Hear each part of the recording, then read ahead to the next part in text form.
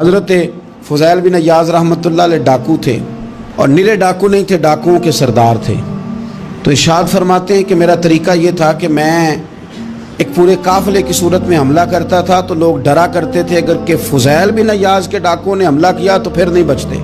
ایک دن گزر رہا تھا تو ایک قاری صاحب آیت پڑھ رہے تھے، لا تقنطوا من رحمت اللہ، اللہ کی رحمت سے کبھی نا امید نہ ہونا، ان اللہ یغفر الذنوب جمیعا، بے شک وہ سارے ہی گناہ معاف کر دے گا۔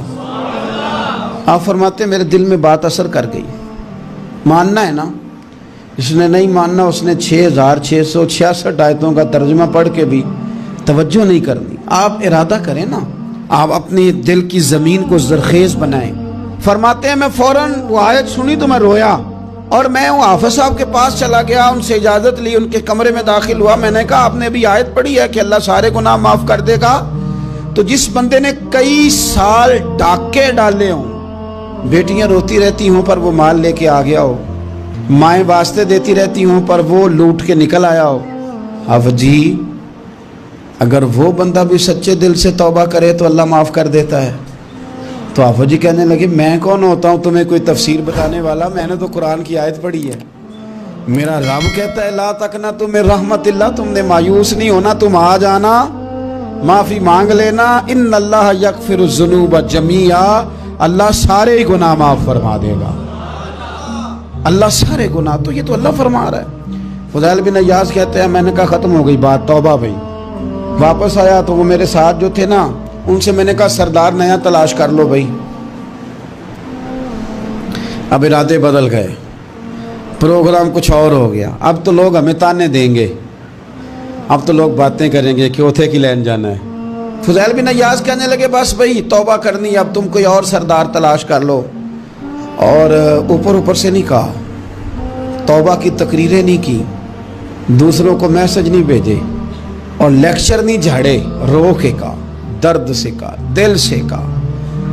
تو وہ جو باقی کے تھے نا ان پر سردار کی بات کا اثر ہوا، کہنے لگے سردار ہم نے سردار نیا نہیں ڈھونڈنا، اگر چوریاں مل کے کی ہیں تو اب تو اس طرح تو نہ کر، توبہ بھی مل کے ہی کریں گے، اب اللہ بھی مل کے ہی کریں گے، اب بس تو اگر ادھر جائے گا تو ہم بھی تو جائیں گے نا۔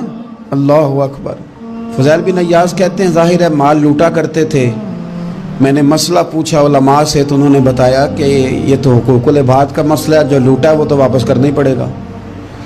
اب میں نے وہ پیسے جمع کیے، اب سارے تو میرے پاس تھے نہیں، جتنے میں دے سکتا تھا دیے، جو کھا چکا تھا وہ رہ گئے، ایک یہودی کے پیسے رہ گئے، اس کے گھر چلا گیا، میں نے جا کے اسے کہا میاں میں نے کر لیا توبہ، اور میں وہ فضیل بن عیاض ڈاکو ہوں جس کے تیرے گھر سے اتنا مال لوٹا تھا، میرے پاس پیسے کوئی نہیں، وہ پیسے لگ گئے، اب تو اس طرح کر مجھے معاف کر دے۔ وہ کہنے لگا نا جناب، یہ بھی کبھی کبھی ہوتا ہے، لوگ نا شرافت کو بزدلی سمجھ لیتے ہیں۔ فضیل بن عیاض سے کہنے لگا میں تو پیسے لوں گا، ایسے تو نہیں معاف کرتا۔ آپ فرمانے لگے پیسے تو کوئی نہیں، یہ سچی توبہ ہے۔ وہ کہنے لگا پھر اس طرح کرو میری اونٹوں کو چارہ ڈالو، پیسے پورے ہوئے تو چلے جانا۔ کل ڈاکو تھے، ابھی وہ تلوار چلانی آتی ہے، نیزہ چلانا آتا ہے، ڈٹنا آتا ہے، اعصاب مضبوط ہیں، مسئلہ کوئی نہیں، لیکن توبہ سچی کی ہے نا، یہ سچی توبہ والے لوگوں کا طریقہ ہے۔ اس سے کہہ سکتے تھے کہ جا آج تو لب دینی لے لے، تجھے کہا معاف کر دے، تو تیار ہی نہیں ماننے کو۔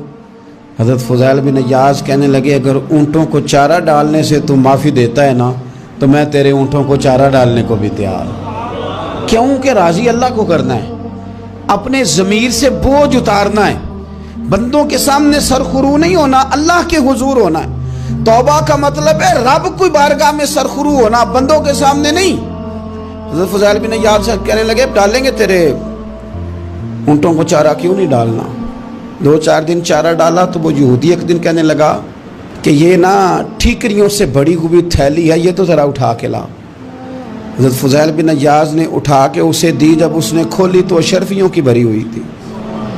تو آپ فرمانے لگے تو کہہ رہا تھا ٹھیکریاں اٹھا کے لا۔ کہنے لگا میں تورات بڑی پڑھتا ہوں، عالم ہوں، میں نے تورات میں پڑھا تھا کہ مسلمان جب سچی توبہ کر لیں گے نا تو رب ٹھیکریوں کو بھی سونا بنا دیا کرے گا، پھر یہ مٹی کے ڈھیلے اشرفیاں بنا کریں گے۔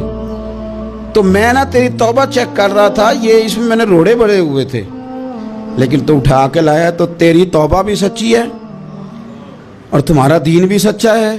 تو اب اس طرح کر, معافی اس شرط پہ دوں گا کہ مجھے کلمہ پڑھا تاکہ میں بھی مسلمان ہو جاؤں.